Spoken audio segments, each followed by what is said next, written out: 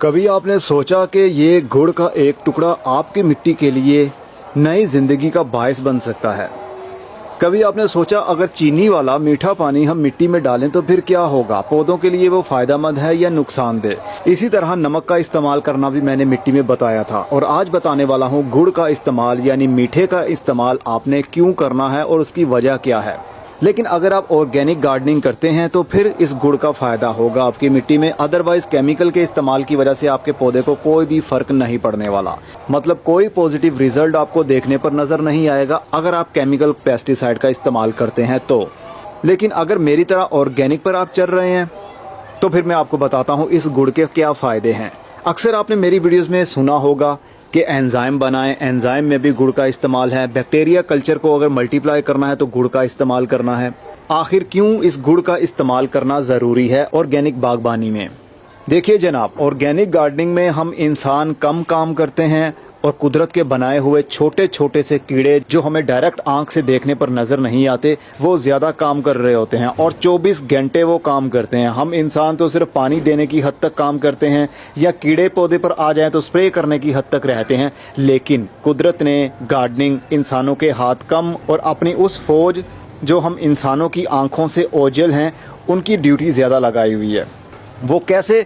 देखिए जनाब, इस दुनिया में हर जगह पर फंगस भी मौजूद है, बैक्टीरिया भी मौजूद है और वायरस भी मौजूद है, लेकिन हमें वो देखने पर नजर नहीं आते। लेकिन जब हम उनका अच्छा या बुरा रिजल्ट देखते हैं तो फिर हमें अंदाजा होता है, अरे नहीं ये तो फंगल इन्फेक्शन था, अरे नहीं ये तो बैक्टीरियल एक्टिविटी थी, अरे ये तो वायरस का अटैक हो गया। सुनते हैं ना?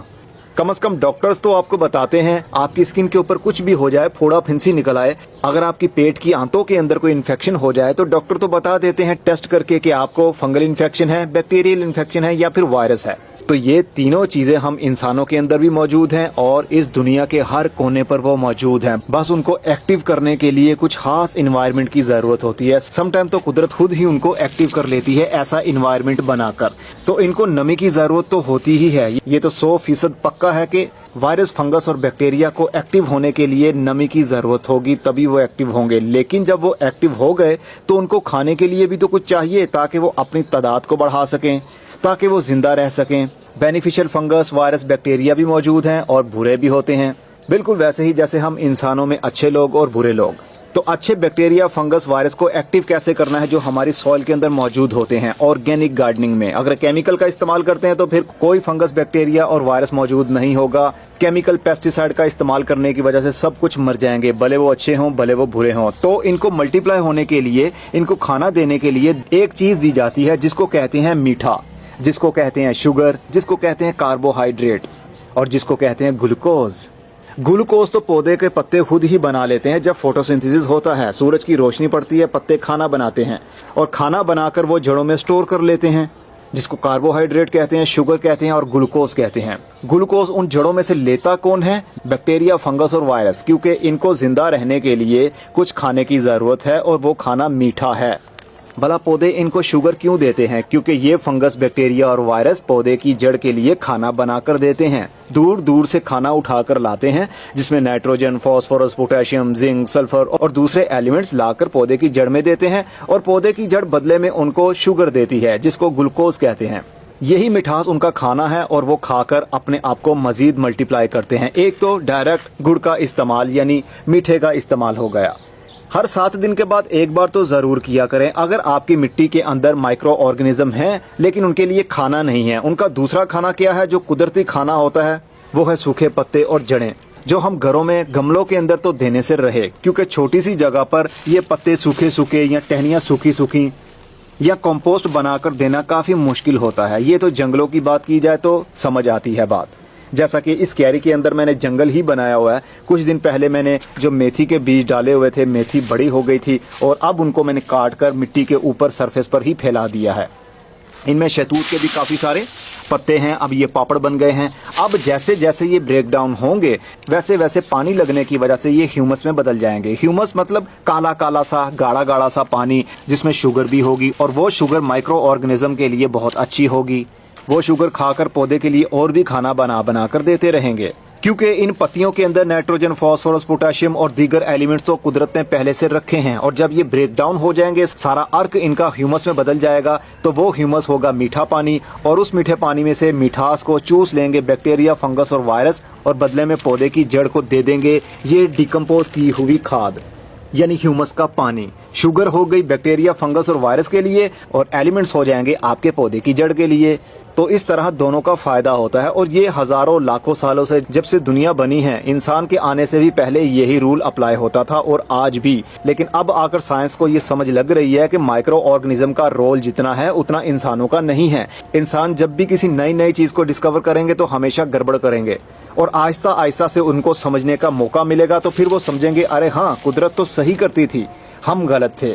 और अब आकर साइंस भी ये प्रूव कर चुकी है कि बैक्टीरिया, फंगस और वायरसेस मिट्टी के लिए उतना ही जरूरी हैं जितना हम इंसानों के लिए हवा में सांस लेना। तो इनको मल्टीप्लाई करने के लिए हमेशा मिठास का इस्तेमाल किया जाता है।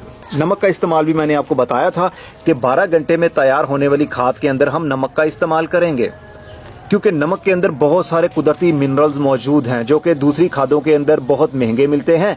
कुदरत ने पहले से ही नमक के अंदर काफ़ी मिनरल्स रखे हैं, लेकिन अगर हम उसका ज़्यादा ओवर यूज़ कर लेंगे तो फ़ायदे की बजाय नुकसान होगा। तो इसी तरह हम गुड़ का ज़्यादा इस्तेमाल कर लेंगे, फ़ायदे की बजाय नुकसान होता है, क्योंकि मिट्टी अगर बहुत ज़्यादा मीठी हो गई तो फिर उसमें दूसरे कीड़े भी पलने लगेंगे। हम चाहते हैं कि ज़्यादा से ज़्यादा हमारे बैक्टीरिया, फंगस और वायरसेस ज़्यादा से ज़्यादा मल्टीप्लाई हों इसी मिट्टी के अंदर, ताकि जो भी बायोमास, सूखा मटेरियल, ब्राउन मटेरियल, हरा चारा जो भी मिट्टी के ऊपर या मिट्टी के नीचे दबाया है, वो सारे का सारा बैक्टीरिया, फंगस की वजह से डिकम्पोज हो जाए और खाद बनकर हमारे पौधे की जड़ को मिल जाए। ठीक है ना, ये कॉन्सेप्ट आपने याद रखना है। अगर आप केमिकल गार्डनिंग करते हैं तो फिर इस गुड़ का ज़्यादा फायदा आपको नहीं मिलेगा। बैक्टीरिया, फंगस और वायरस तो हर जगह पर मौजूद होते ही हैं, भले आपने केमिकल का इस्तेमाल ही करके क्यों ना मार दिया हो उनको, लेकिन फिर भी किसी न किसी हद तक तो उनकी क्वांटिटी रहती ही है। लेकिन अगर ऑर्गेनिक गार्डनिंग करेंगे, केमिकल पेस्टिसाइड आपने मिट्टी में नहीं डाला होगा, केचुए मारने के लिए या दूसरे कीड़े मारने के लिए केमिकल का इस्तेमाल नहीं किया होगा, तो फिर आपकी मिट्टी भी इस तरह दिखेगी जैसा कि मेरी मिट्टी दिख रही है। मैं हटाऊंगा तो नीचे से देखिए काली काली सी, ब्राउन ब्राउन सी मिट्टी आपको दिखेगी, और ये सख्त नहीं होगी। जैसे ही इसको मैं हल्का सा, देखिए हल्का सा स्क्रैच भी करूंगा मैं, तो हमारे हाथ में ये मिट्टी आ जाएगी। इतनी पोरस और नरम मिट्टी हो चुकी है। वो क्यों? क्योंकि इसके अंदर बैक्टीरिया की तादाद बहुत ज़्यादा बढ़ गई है, और जितने बैक्टीरिया की तादाद बढ़ेगी उतना ही हमारे पौधों के लिए अच्छा होगा। तो उसके लिए हमें मिट्टी को कवर करके भी रखना पड़ेगा। बैक्टीरिया जो हमने पाल रखे हैं इस मिट्टी के अंदर, या फिर कुदरत ने जो पाल रखे हैं ऑलरेडी, उनकी तादाद को हमने बढ़ाना है, उनको खाना देना है। बदले में वो हमें बहुत कुछ देंगे, और पौधे को भी। तो वो पौधे हमें देंगे, उससे हमारा गट सिस्टम अच्छा होगा, हमारा मैदा अच्छा होगा, आंतों को सुकून मिलेगा, हमारे गट बैक्टीरिया की तादाद बढ़ेगी। इसका मतलब हमारी सोच भी अच्छी हो जाएगी और पेट की हालत भी अच्छी हो जाएगी। मैं इन्हीं का इस्तेमाल करता हूँ। अक्सर मैंने आपको बताया कि मैं एंजाइम का बहुत ज़्यादा इस्तेमाल करता हूँ। उसकी वजह से मेरे पौधे पर देखिए तो सही कितनी मिर्चें हैं। अभी ये तने के साथ में हरी मिर्च के पौधे के साथ देखिए कितनी मिर्चें लगी हुई हैं, और अभी बहुत सारे फूल भी खिल रहे हैं, और आहिस्ता आहिस्ता से वो मिर्चें बन भी रही हैं। देखिए इतने पत्ते नहीं होंगे जितने के अभी मिर्चें आप देख रहे हैं। तो इसके पीछे काम कौन कर रहा है? बैक्टीरिया काम कर रहे हैं। इसके ऊपर जो हरे पत्ते, सूखे पत्ते आ जाते हैं, गिर जाते हैं, उनको डिकम्पोज कौन करता है? बैक्टीरिया, फंगस और वायरस मिलकर उनको डिकम्पोज करते हैं। अगर आपकी सॉइल डेड सॉइल होगी तो फिर जो भी आपने हरा मटेरियल या सूखे पत्ते मिट्टी के ऊपर सरफेस पर डाले होंगे, वो कभी भी ब्रेक डाउन होकर काले रंग में नहीं बदलेंगे, और ना ही वो कभी गलेंगे। इनको गलाने के लिए बैक्टीरिया, फंगस और वायरस मिलकर काम करते हैं, और उनको खाना देंगे तभी वो काम करेंगे। जब आपकी मिट्टी के अंदर कार्बन लेवल कम से कम 1% हो जाएगा तो फिर आपको गुड़ वाला यानी मीठा पानी डालने की ज़रूरत नहीं पड़ेगी, क्योंकि जो आपने हरा मटेरियल, ब्राउन मटेरियल मिट्टी में डाल रखा है वो ही डिकम्पोज होकर ह्यूमस में बदलता रहेगा, और वही ह्यूमस आपके पौधे की जड़ के लिए खाना होगा, और बैक्टीरिया के लिए शुगर। तो फिर आपको मीठा पानी डालने की ज़रूरत नहीं पड़ेगी, बल्कि एक साइकिल चलना शुरू हो जाएगा।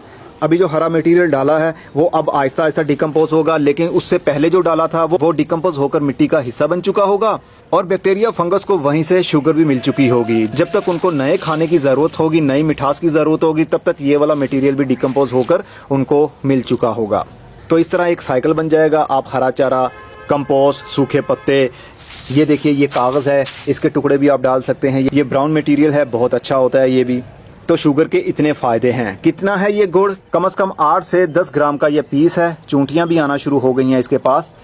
8 से 10 ग्राम आपने 5 लीटर पानी में मिक्स करना है। ये कुछ ही देर में डिज़ोल्व हो जाएगा। और याद रखिए, फंगस, बैक्टीरिया और वायरस को वही शुगर उनके लिए काम की है जो फुली वाटर सोल्यूबल होगी।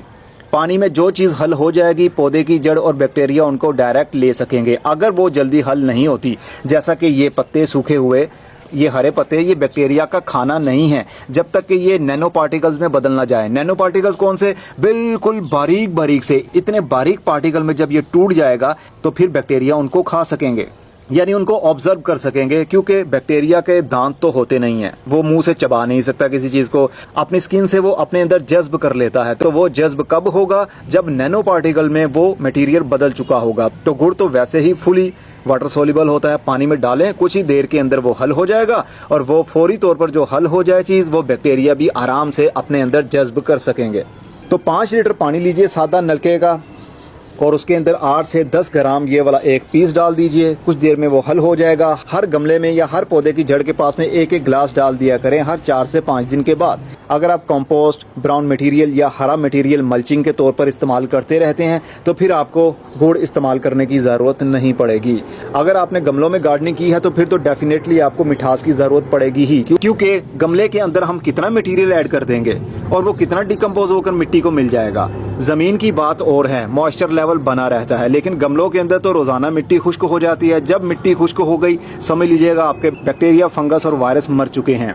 इनको जिंदा रहने के लिए, अपनी तादाद को बढ़ाने के लिए नमी की ज़रूरत होती है, और नमी हमेशा ज़मीन के अंदर ही बनी रह सकती है। गमलों के अंदर तो हर 12 घंटे के बाद मिट्टी खुश्क हो जाती है, तो इस तरह पौधे को नुकसान होता है। इसीलिए गमलों के लिए आपने गुड़ का इस्तेमाल करते रहना है। ये पौधे के लिए खाद का काम भी करता है। इसके अंदर पोटेशियम भी है, फास्फोरस भी है और कैल्शियम भी है। इसके अलावा और दीगर एलिमेंट्स भी मौजूद हैं, लेकिन हमने इसको खाद समझकर इस्तेमाल नहीं करना। हमने तो बैक्टीरिया को खाना देने के लिए इसका इस्तेमाल करना है। लेकिन इस पानी का स्प्रे आपने पत्तों के ऊपर नहीं करना, क्योंकि पत्ते तो ऑलरेडी पहले से ही ग्लूकोज बना रहे होते हैं। जब फोटोसिंथेसिस होता है, सूरज की धूप पड़ती है, तो फिर पत्ते खाना बनाते हैं, और उस खाने में से थोड़ा सा जड़ के अंदर भी मीठा चला जाता है, और वहाँ से माइकोराइजा और ट्राइकोडर्मा फंगस मिठास को ले लेता है और उसके बदले में पौधे के लिए खाना ला कर देता है। दूर दूर से एलिमेंट्स को इकट्ठा करता है और आकर जड़ के पास में मीठा लेता है और बदले में उनको एलिमेंट्स दे देता है। ये साइंस प्रूव कर रही है जनाब, मैं बातें नहीं कर रहा हूँ। ये मैं साइंस की बातें आपको बता रहा हूँ। मेरी कोई रिसर्च इसमें नहीं है, क्योंकि मैं साइंटिस्ट नहीं हूँ ना।